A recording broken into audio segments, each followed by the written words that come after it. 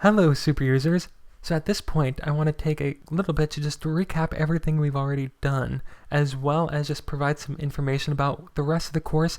That way we can just be reoriented as we start the beginning of Module 3.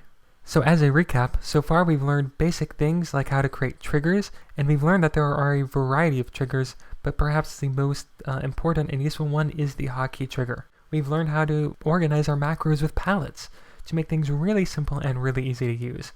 We also learned that because of palettes you can use simple shortcuts, but for complicated processes, which saves you a lot of time, which ultimately makes Finale easier and faster to use. Now at the beginning of the module we had 3 main questions, and this is a really good time to point out that yes, each of these questions we've actually answered. Is it worth spending 5 minutes to save 5 seconds? Well, as you saw, most macros take less than 5 minutes to create, and can often save you way more than 5 seconds.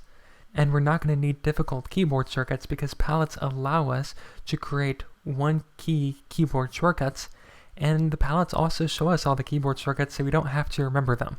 Now what we're going to be doing a lot for the rest of this course is creating more palettes and more macros.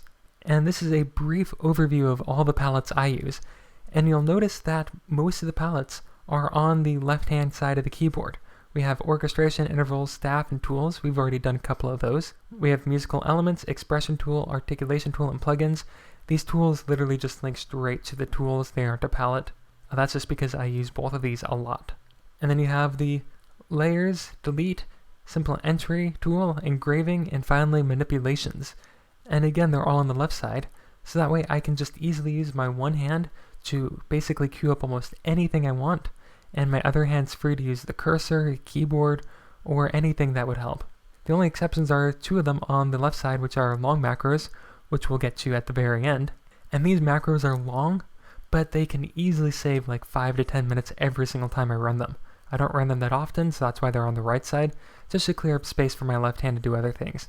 And then measure tool, this is for things like bar lines, adding measures, insert measures, things that I don't do terribly often, but it's good to have readily available. And then finally, we have Command-Shift-V, which looks a lot like Command-V for pasting things. And that's because we're going to use this palette to do what I like to call a special type of paste. Pasting using the edit filter to only paste parts of the music very quickly and easily. And that's where we're going to pick up at the beginning of the next module. So can't wait to continue, and I will see you then.